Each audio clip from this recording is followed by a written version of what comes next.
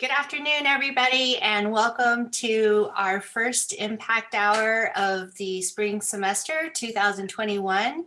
We made it, and we are just thrilled to have the hosts of the Melanated Social Work podcast here with us today. We have a couple of students that are some of the leaders in our school that are going to help facilitate our discussion. But we want to make sure that you're all welcome and everyone's set for a great discussion. The way that it will work, I'm going to let Sarah explain how we'll be facilitating this, and then I'm going to come back and introduce our student leaders. Sarah? Okay. Yeah, hey y'all, so nice to have so many people here, and we're so grateful for our hosts, our guests, just everyone for being here in this space together. So thank you everyone for being here.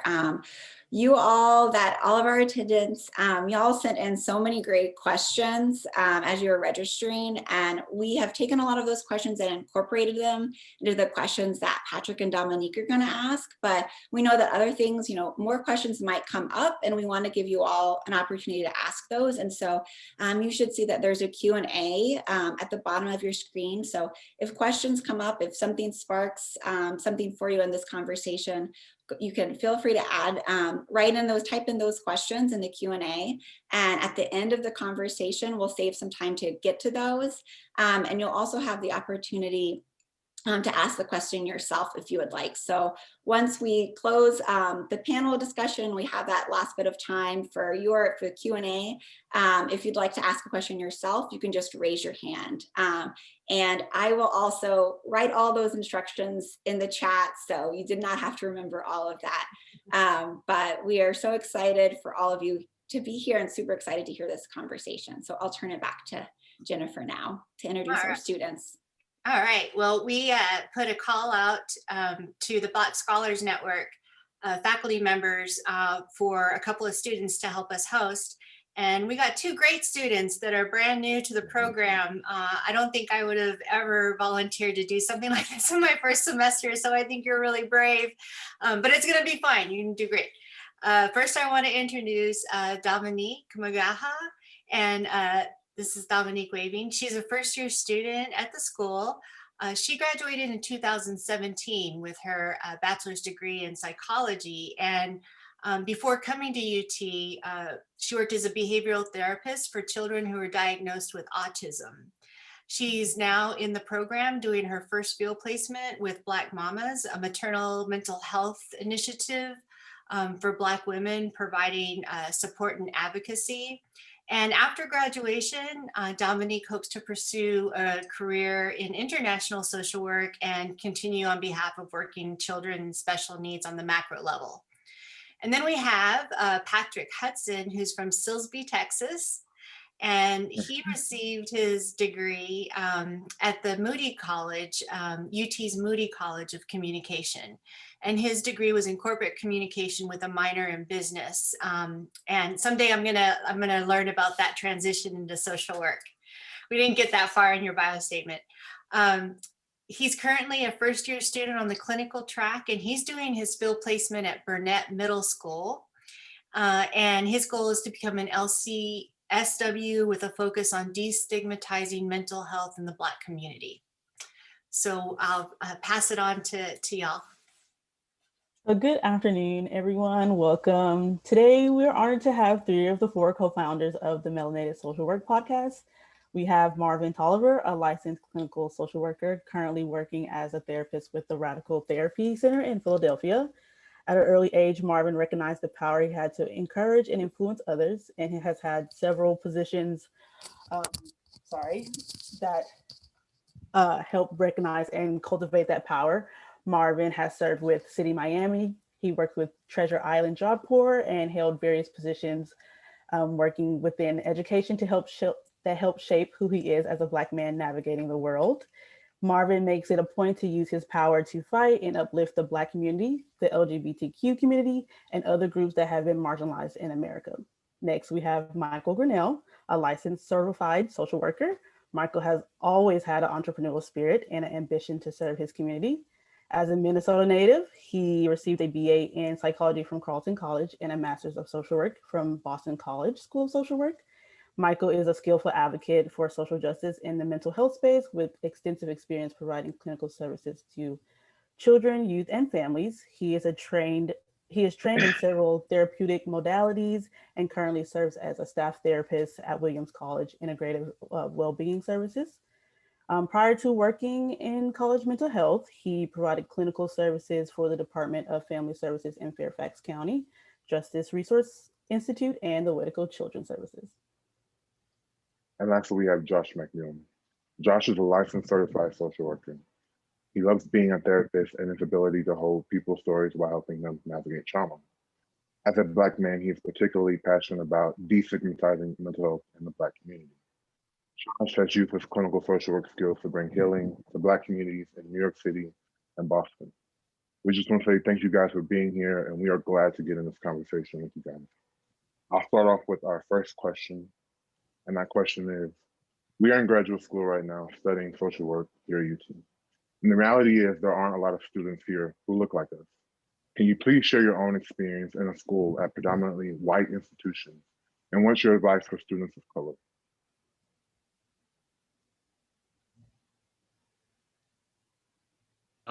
I can start. Being at Boston College in the MSW program, I remember they had like this welcoming ceremony where there was like 200, 300 students there. And like right away, scanning the room to find out, all right, where's my fellowship at? where are the Black folks at? And I had it not like connected with like Marvin, Josh, and Jesse, like the program would have been even more isolating than it already was. So like, I definitely want to encourage folks to find your people. And chances are like you won't be represented in the curriculum or you won't have that value being communicated to you. So it's going to like go out and seek it on your own. And I think that was something we all sort of did. It was just natural and organic the way we all came together.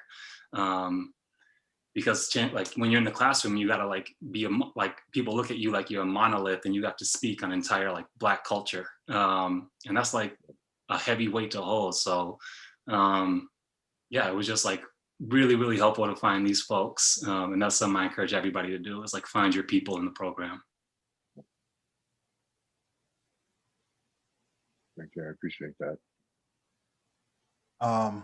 I can speak on it. So for me, there's just never a feeling of comfort. There's never this feeling that you're just really just like at ease, that you're just like, that you can exhale and be among people that get you and that understand you. It can be really isolating in classes, being the only man, sometimes the only man of color, sometimes the only person of color is really, really isolating. And Mike spoke to it a little bit, but when you're called on to speak on like the Black issues or the, fill in the blank of whatever ethnicity or oppressed group issues, which is, obviously problematic on so many different levels. But I think it's also, I was thinking as I was reading this question, I couldn't imagine going to grad school now, in person or in class, but especially in person with just a lot of the political stuff going on.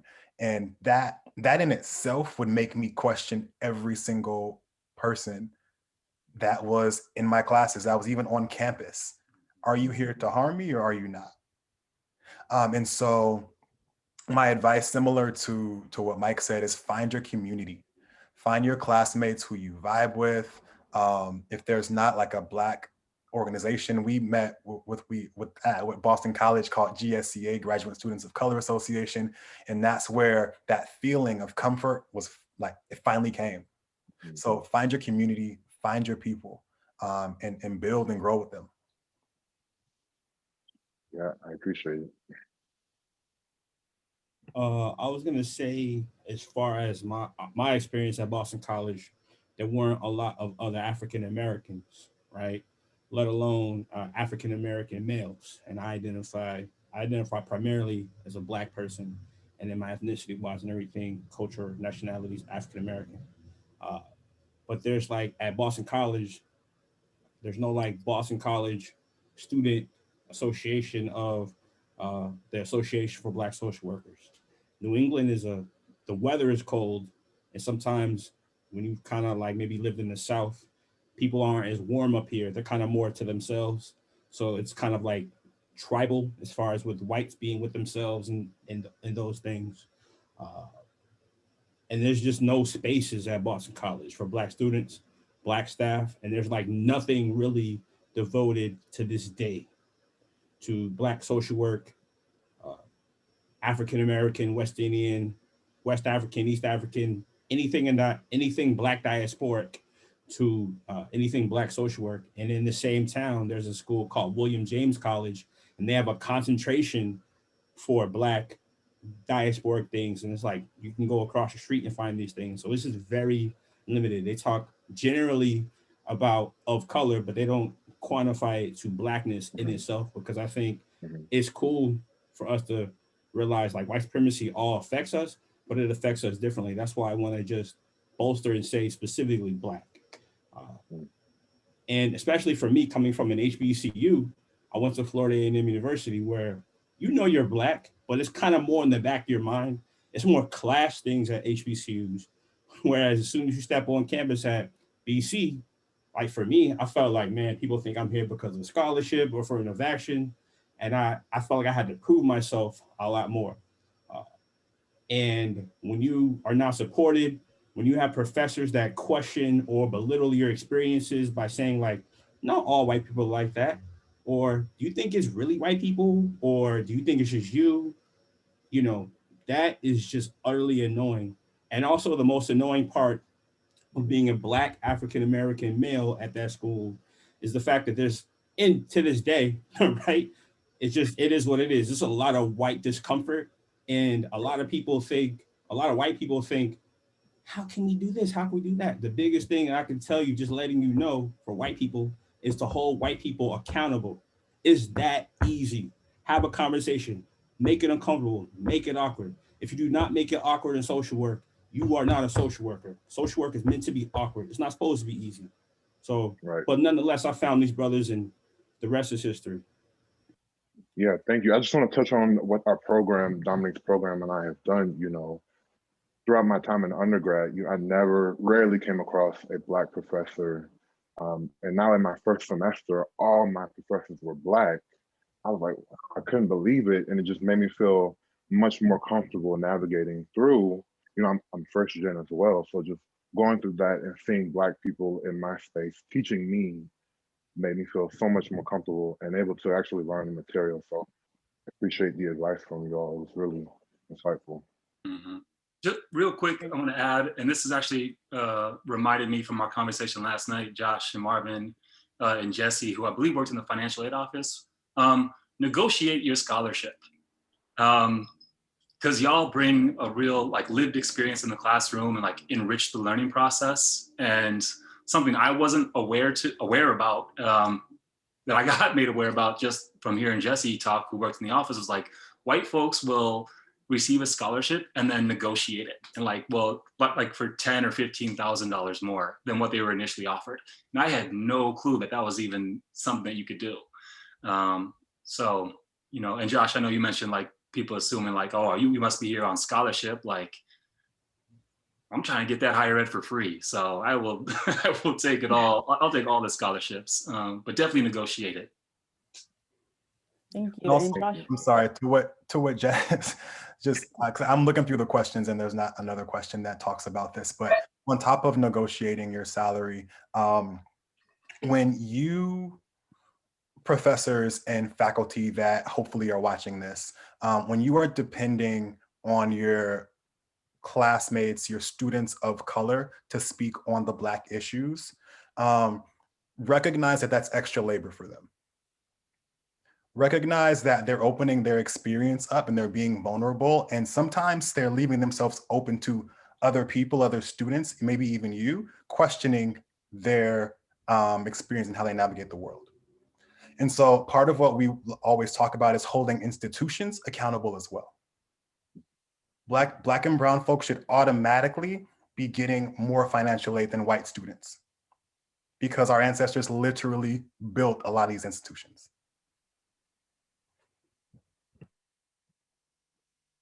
Josh, something that you said about being like on campus for scholarships, and I think that just kind of speaks to this imposter syndrome, which is something like I and many students of color have struggled with, and it's hard to feel like we belong in spaces when we're not widely represented in them. So what is your advice for students who are combating with imposter syndrome?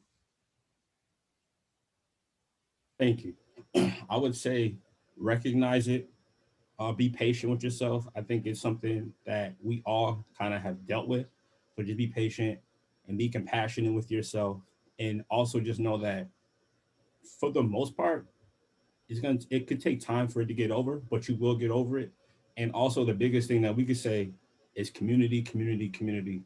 Whether it's somebody that looks like you, whether it's like, if you're part of a spiritual or religious organization, stay tuned and tapped in with that. Stay tuned and tapped into your family, to your friends. And I'll also say a big thing, it's not really answering the question, but I'll say these things to help you to realize who you are, your community, and to remember who you are. If you could find a Black therapist that you can go to, I definitely needed to go to therapy. I battle with SI in grad school due to all the finances, the imposter syndrome, like having to work a lot. I definitely battled with SI. I didn't really talk about it as much, but it was a hard time.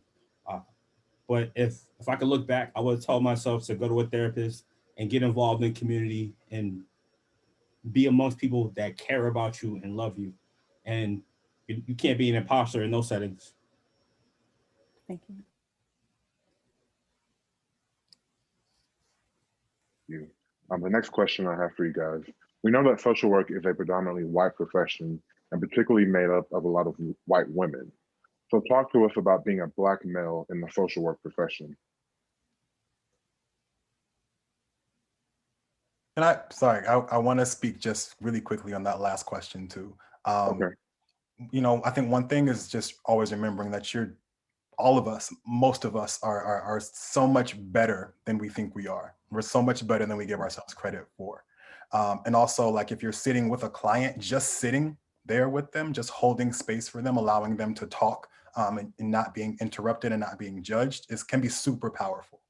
Right. And so I think that's something that we need to always remember. I also think that we're conditioned as Black and brown folks to think that we don't belong in certain spaces.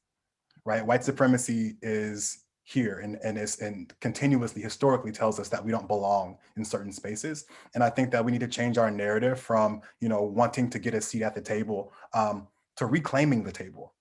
The table isn't theirs, it's ours. Right. So like, let's reclaim this table and really take what belongs to us. So for the question about, working in the field, it's interesting because when working with other providers or different systems, as a Black man, I get viewed, there's already a perception of me before I open my mouth.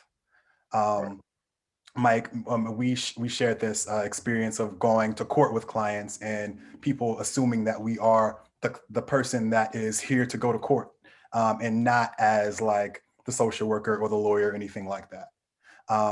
We can be seen as aggressive. I worked with the school district of Philadelphia, and someone literally said to my immediate supervisor, "Hey, Marvin seemed angry in this meeting. I think it's something you should work on with him." And my voice was not any louder than how I'm speaking right now. And so, when it comes to with systems, it's difficult. We kind of have to police ourselves and police our language sometimes to make sure that we're not offending anybody, which sucks. I think on the other hand, when working with clients, I think I'm at an advantage. All of my clients are clients of color. And so like, there's just a comfort that just we have, right? There's a relatability that we have. I can talk about my client about the barbershop in a way that a white woman would not be able to, right? And so I think that in some ways, I think we need to recognize that we have this advantage to connect with our clients in ways that others don't. Thank you. Patrick, you asked about the juxtaposition of being an African-American male social worker juxtaposed to being amongst white women. Correct. Yeah, bro. Do you know the history of this country and a lot of things that have happened as far as white or black men allegedly being threats to white women? It may look different today, but those things are still very prevalent. If you look back at The Birth of a Nation, the heroine jumps off the cliff away from a, a, a minstrel-like black character. So there's always a fear of us. There's also a fetishization of black men. It's like, it's half fear, fear, fascination, and like, you're just towing that line all the time, especially the darker you are, the deeper your voice is, the more masculine presenting you are. I'm like 6 foot, 230, 235, depending on the day. If I had too many cookies that day, you know, and I do my workouts and stuff, stay in shape. So even just imagine there's so many different ways and spaces, like walking as a black man down the street, seeing cops, knowing that it's the double consciousness too that W.E.B. Du Bois talks about. You know how you're perceived, you can perceive yourself, but you know how you're perceived in the eyes of others as a threat. So, and also the thing is, we know how to work with them. They've been our teachers, they've been our paraprofessionals, they've been our doctors, our nurses, they've been social workers, all these things around us. So since we're little kids, we know how to deal with them. They don't know how to deal with us. Also, They don't know how to supervise us, I think, as well. There's been so many times where I've been like, am I the first African-American male that you supervised? And they start humming and tap dancing like Gregory Hines with the answer. And I'm like, man, see, you don't know how to deal with me. I know how to deal with you. So the biggest thing is you have to know who you are, know your history. I would even say have people in spaces with you that you're cool with that are black or non-black people of color who could, it sounds messed up or weird, but just in case something went down, have as like a witness to something, write stuff down, you know, to be able to document things just in case. Because we know as black men, we've been getting railroad juxtaposed to white women since the inception of this country and around the world. I would also suggest you read Frantz Fanon's Black Skin, White Mask, who is a black psychiatrist from the Caribbean. He got his medical degree in France. And it talks about the juxtaposition of, he says men of color, but for this conversation, black men and white women, as well as, you know, women of color, or say in this purpose, black women and white men. There's a lot of colonialization, power struggles in those things that white people have not thought about. And we have to deal with, because one false move, claim, that's all she wrote. You know, it's sad that we've come to this point, but you know, we have to do what we have to do. So I appreciate the advice and insight you guys had about that question. Michael, would you like to comment? You know, I was thinking about that, and then I was like, well, I would just reiterate what they already said. You know, in regards to like, well, yeah, actually, a little bit, yeah. We already know it's isolating, especially if you're working as a therapist. Like, there's like all like therapists who are black men. We represent like 5 to 7% of that demographic in like working as a clinician. So like it's isolating, and when you're in an institution or organization, chances are that your higher ups don't look like you. And so I'll just, yeah, I love what Josh said about like documenting things. That's a practice I picked up in my first place of employment, like day, time, who was there, what was said, as a way to just have it as a insurance in case you need to present it to a supervisor because it's a hostile work environment or what have you. Or when things try to get flipped on you as though you're the one being hostile or making the work culture or shifting the work culture in a way that's less than positive. So yeah, I love what was already shared. So I'll pause there. Okay. Great, thank you. Our next question is, as a Black person in America who has to deal with racism and the threat of racial violence 24/7, and a social worker who has specific professional obligations to serve communities, whether it be young people, immigrants, the elderly, how do you prioritize what to respond to?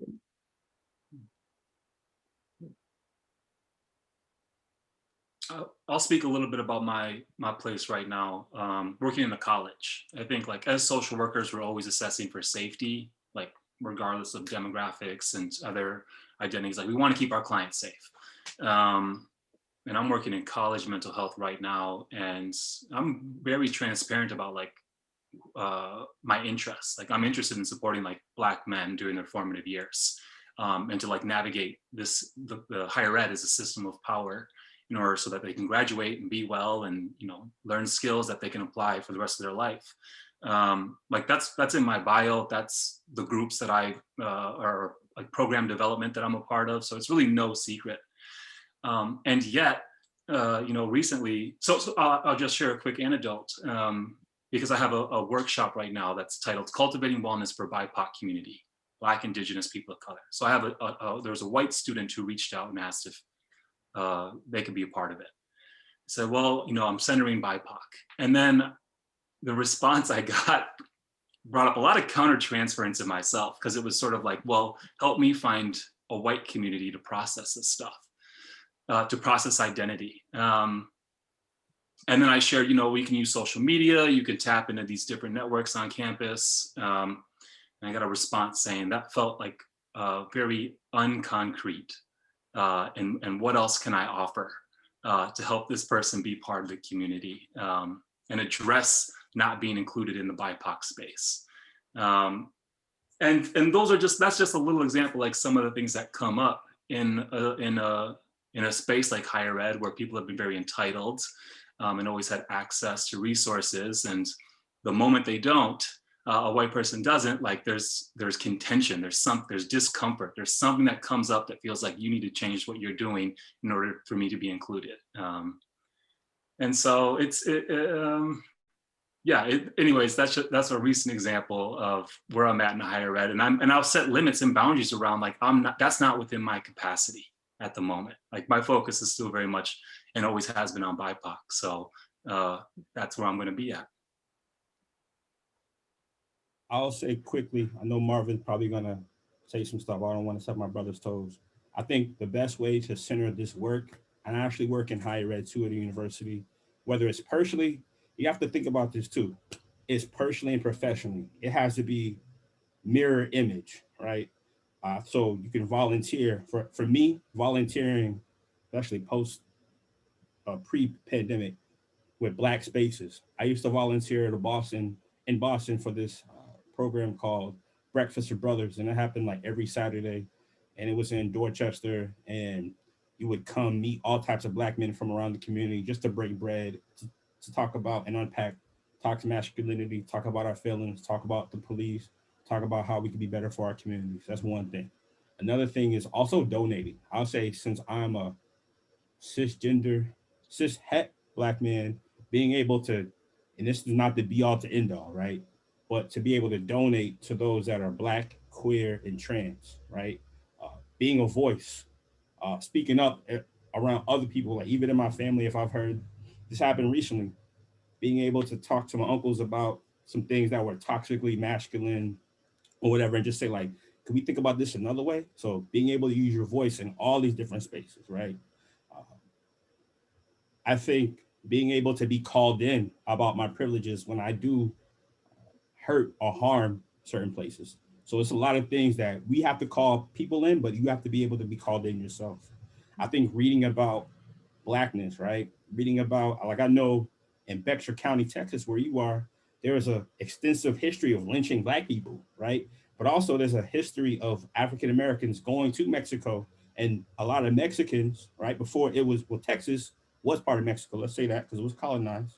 But, you know, a lot of our Mexican brothers and sisters help us. So know the land where you are, right? Know the people. I think connecting with community. I think a big thing to be able, in a personal and professional place, is being able to mentor people, right? Making things, like I said, politely awkward. Like there was a hate crime that happened last week that nobody, I'm the diversity and inclusion mental health person at my university in counseling services, and nobody really talks about serious things. So I'll post like, oh, this happened in somebody's town close to y'all. Like, you can't run away from this discomfort. If I have to live this way, you can't run away from it if I'm gonna have this job. And also just speaking your truth. if you feel as though somebody's not addressing something or saying something, even if you stuttering, you're using your voice. Because to paraphrase Tupac, if people that are hungry keep seeing food and they keep asking politely, sooner or later they're going to get frustrated and they're going to come kicking the door in and take that food. So it's about where you're comfortable, how patient, if you want to be patient, and knowing what's yours and using your voice. That's how I get back to my community to help other Black and African Americans and Blacks from all the diaspora out. I actually have a really quick response. How do you prioritize what to respond to? You prioritize you, because we give so much of ourselves in this work. We give our time, our energy, our tears sometimes. There's always going to be work to do. And so this work will not be sustainable if you do not take care of you as a healer, as a helper, as a social worker.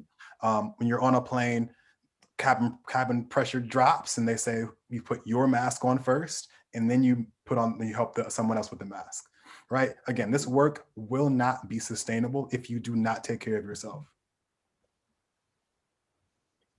Thank you for the response from you guys. My next question is my burning question I've been wanting to ask you guys about religion. Religion is a huge part of Black life, but there's been recent research suggesting that religion can sometimes mask the mental health needs in the Black community. How do you tie religion and mental health together?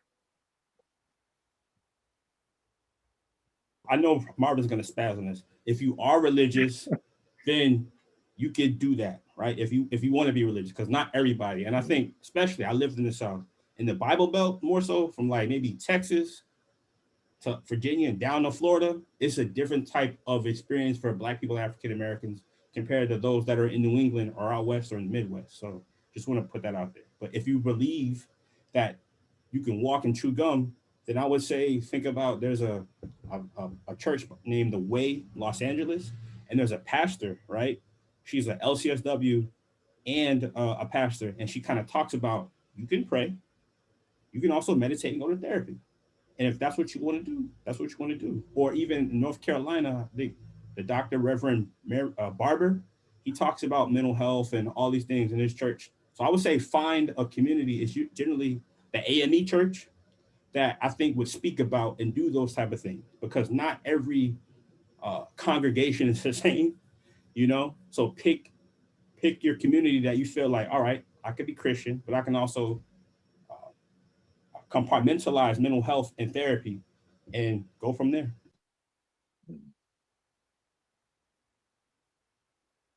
Go ahead, Marv. I know I'm ready for this. I think, and I actually had an Instagram live session with a very progressive pastor. Her name is Jackie Newsom. Check that out on our Melanated Social Work IGTV. It's a really, really great session. I think we first just need to acknowledge and understand that religion has played a helpful role, but it also has played a really harmful role for a lot of people. There is religious trauma, and it's real. I identify as a queer, bisexual Black man. And so growing up in the church, that was not,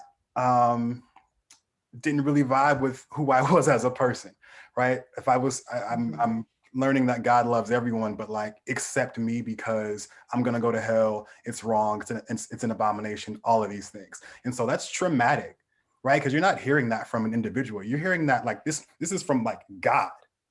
Right? Like this is like next level. I'm doing the wrong thing.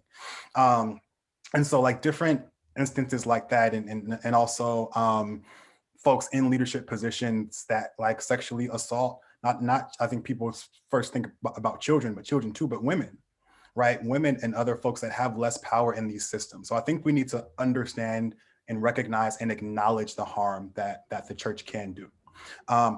On the flip side, the church can be extremely, extremely helpful.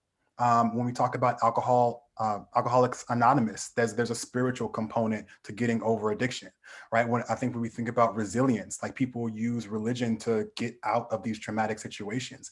And so I think what we need to understand is that you can have a therapist and go to church at the same time.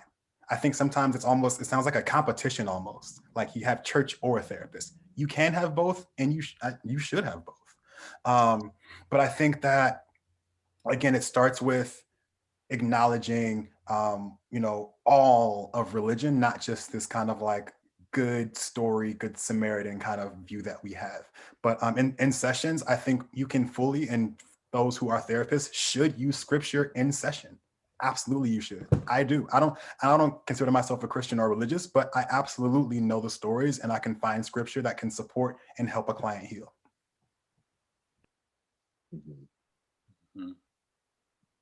Church, tabernacle. What about you, Michael? Yeah, I mean, I agree that, mental health and the church don't have to be mutually exclusive. And I think that if you are talking about religion while in sessions, like, and exploring maybe how that's impacted the person's like wellness or like worldview, that it's important to not acknowledge like how like religion's been weaponized against people. And, using the Lord's name in vain to like commit atrocities against Black and Indigenous people. Like, it's important to like be holistic in how we storytell. And the truth is, like, religion has been a really harmful tool that's been weaponized against people. And it would be a disservice to not acknowledge that. So I try to expand the storytelling there. Yeah, I appreciate that. I just want to touch on, you guys mentioned some really good points. But when looking at religion, more specifically in communities of color, I'll say from my experience that, my parents didn't always know how to address my mental health needs as a kid, and that was a struggle there. So what do you guys touch about? How can we either educate parents on dealing with mental health and Black adolescents and things like that? Because I did some research last semester, and I found out that religion is like a masking shield that inhibits Black people from committing suicide, and it's the reason why we have such low suicide rates. But can you guys touch on about mental health and religion, and more specifically in communities of color who really just doesn't believe in mental health being real at all at the end of the day?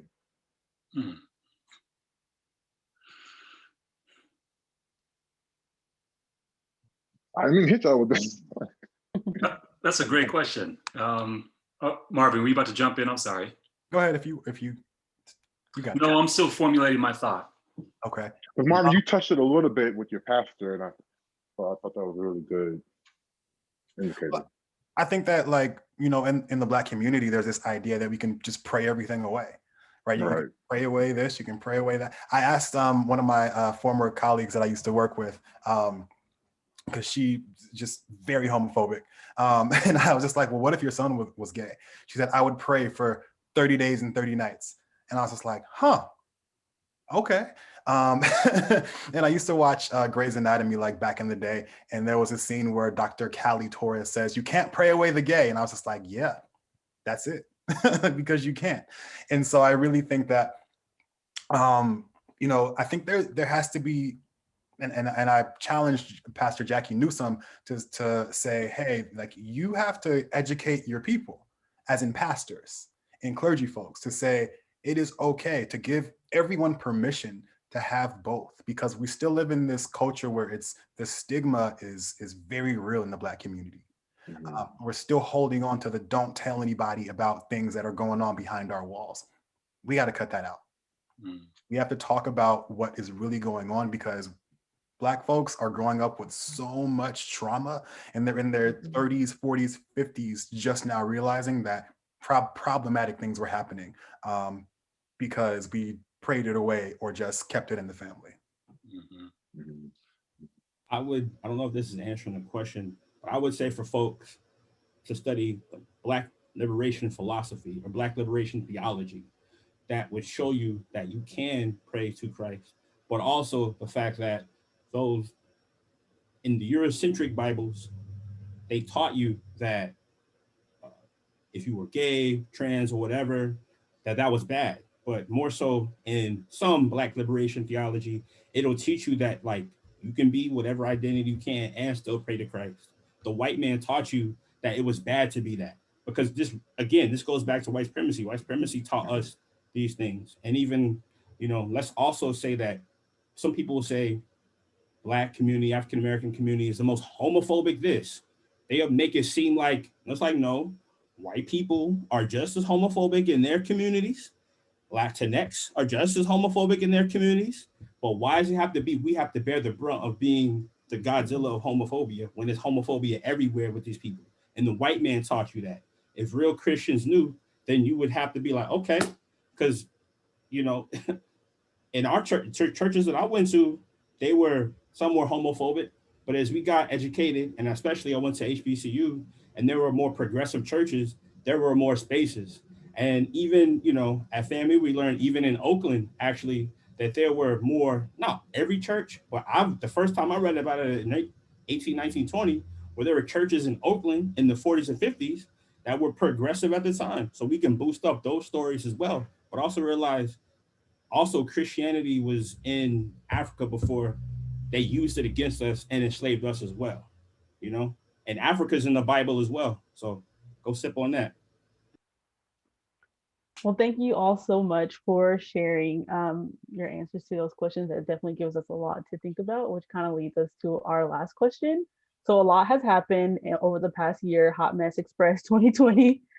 We have had a raging pandemic that continues to disproportionately affect and impact people of color. We have had this past summer's Black Lives Matter protest. And then just a few weeks ago, we had the white supremacy insurrection at the Capitol. So for our audience today, what is your personal call to action?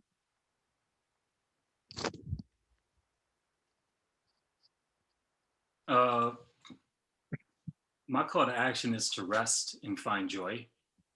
I think this summer was sort of an inflection point with the murder of George Floyd, and all of a sudden, the white people are like, racism exists, and that's really hard to hear that people are listening and learning. And I think that's been sort of the language that I've heard white folks using. It's like, okay, I'm taking the time to listen and learn, and it's just it's hard because I think people of color who have been experiencing how systems of power oppress them and disenfranchise them, have been aware, have been angry. James Baldwin has this quote, "To be a Negro in the country and conscious is to be in a state of rage almost all the time." And so that's why it's radical to have rest and experience joy. And so that's sort of what I'm being called to, and what I would invite all BIPOC people to lean into at this time. I'll quickly say, as far as white people getting their awakening or whatever the heck that means, it's up to them to unroot anti-Blackness, right? Because anti-Blackness affects Black people. Racism affects people of color. So they are the ultimate benefactors of those systems. It's for them to work on. Don't have them in your inbox asking you in messages what they can do and this and that. Tell them to go ask another white person. That's not labor for you. So stand back, stand by, rest, go to therapy, build your community, love other Black people, love other non-Black people of color. Stay in those communities with yourselves, but let the white people do that stuff, because that's not our fight. That's what they need to do. That's their issues. For Black folks, I agree, rest, I think, but also keep your foot on people's necks, because this fight isn't over. Just because Joseph Robinette got elected, that's his actual middle name. I only call him Joseph Robinette now and forever. Just because he got elected does not mean everything is magically gonna go back to normal. White supremacy is gonna be done. Racism is gonna be over. Absolutely not. We saw what happened at the Capitol. We know how many people voted for 45, and will spread his message of racism and just terror. And so, keep your foot on necks for folks of color. For white people, Michael, you mentioned people are listening and learning now. White people are. How long do y'all need? How long do you need to listen and learn? Because we've been telling y'all for centuries, Google is here for everyone. We need white people to act or get the hell out of the way.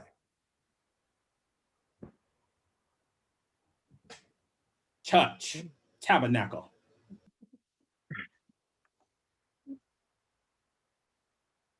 Josh, love you.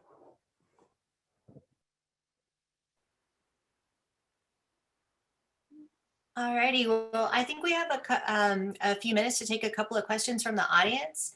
And Sarah, could you facilitate that for us if they want to come on as panelists? Yeah, hi again, y'all. So we got a lot of great questions that came in that you all wrote in. So we could just get to a few of those, or if anyone wants to come on, we'll just need you to raise your hand. There should be a raise your hand option at the bottom of your screen. And so you can either raise your hand, or if Patrick and Dominique, if there are any particular questions that we got from the audience just now that speak to you, maybe we could take one of those first. But yeah, thank you all so much for the conversation.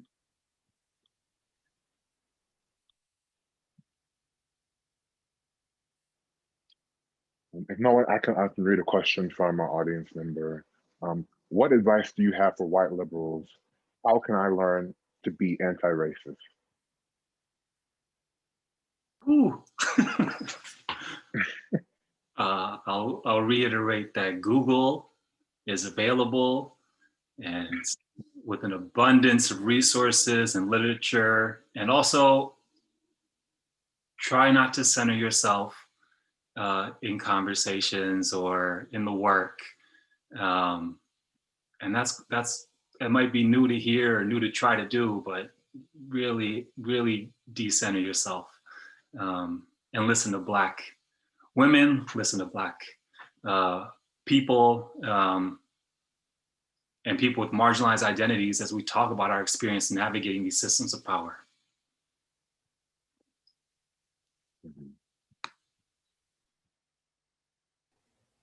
Do you mind if I read one? Sure. It's an anonymous question. I've heard from many former classmates of color that their white professors and white administrators didn't make an effort to understand their experiences, nor were they empathetic. A lot of grad schools are attempting to recruit more students of color, but I don't think that they're prepared to support Black students and other students of color. Many come with the trauma history pertaining to race especially. Can you speak to this?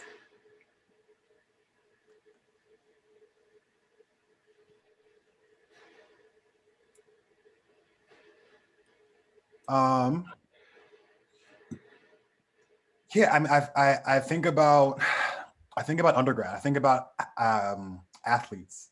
So like high school athletes, like aunt who's a great high school athlete that went to a predominantly white university for college. But it's how these, Black athletes are taken from like North Philly or like Chicago or New York, these really diverse areas, and then they're placed into like a Notre Dame or a Auburn or a school like that, and it's predominantly white, and it's just like, what is happening? I don't know what's happening, what's going on.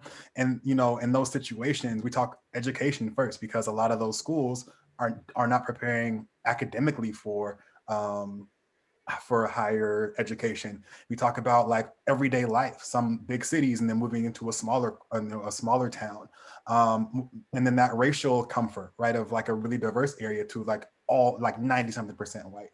And so I think that similarly, when we talk about grad school, a similar thing happens. And like whoever wrote this question is saying, if you want to, it's more just to have the face in the university, because that's just one part of it.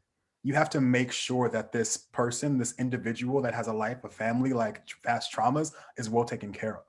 So maybe there needs to be groups where it's all Black folks or all people of color, maybe including a professor, maybe a mentor-mentee situation, maybe providing therapy, free therapy for Black and brown students because of that transition, right? So the university has the resources and the tools and the brains to do this.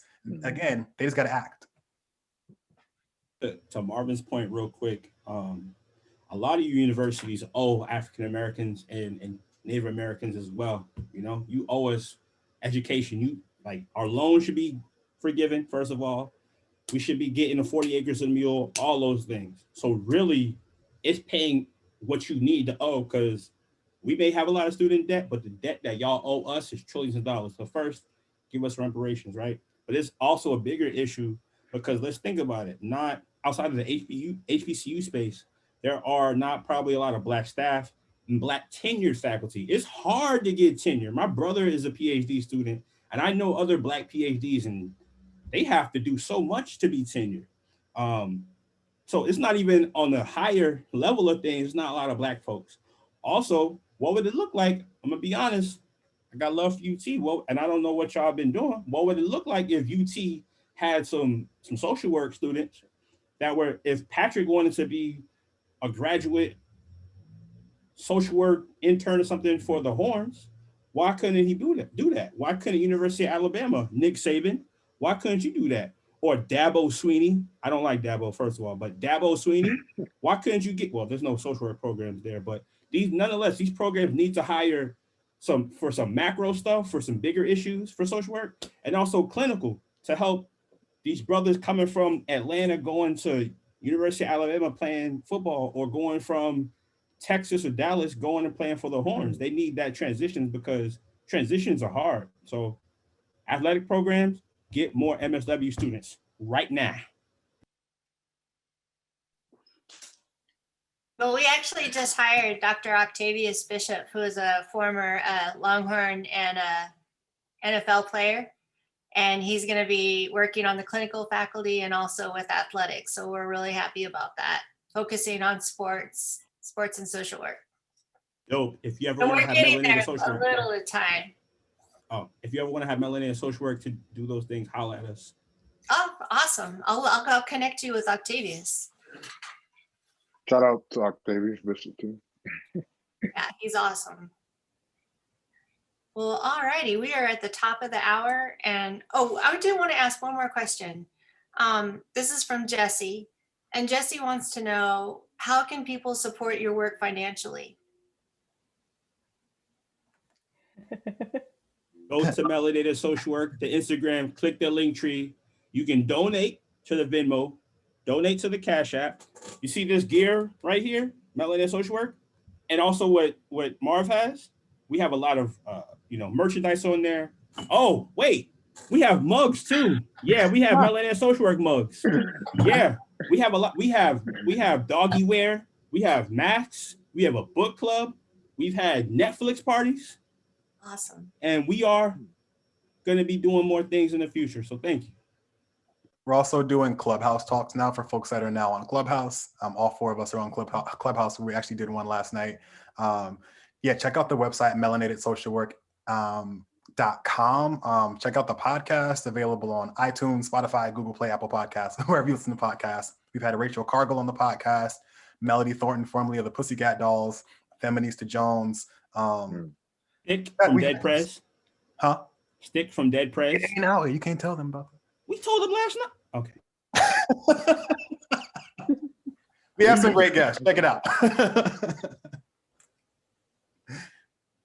And you also just had Mick Joyner, right? Yes. Yeah, Don, that was a great conversation. From the NASW. Yeah. Yes. Well, thank you all so much. I can't tell you how much we appreciate your time, because all of these, set webinars and question answer, it might just be an hour, but it takes a lot of time and a lot of thought. And I saw Josh writing a lot of notes, real thoughtful with his answers. So I just want to thank you all so much. And if there's ever anything we can do for you at the University of Texas, just ask. Thank you. Thank you for having us. And like Josh said, we're available for like guest lecturing, consultations, various things. Like we're here for folks trying to help to change the field a little bit. Here for student loan forgiveness, all of that. and if we ever do South by Southwest again, or try to go and try to submit applications to be part of it when everything is back up, perhaps we can work with you all. I don't know, or something. You will have a lot of support from us. Thank you very much. Yeah, Thank for you. sure. We like getting involved in South by Southwest. Hook 'em horns. Thank y'all.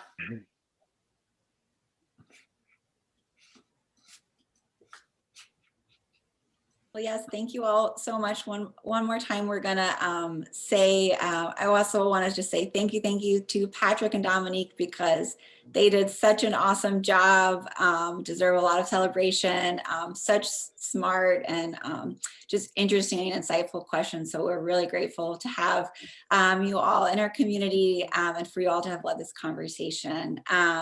And Jennifer, if you have any other thank yous, I think we can say good afternoon to everyone. Just thank you all for being here.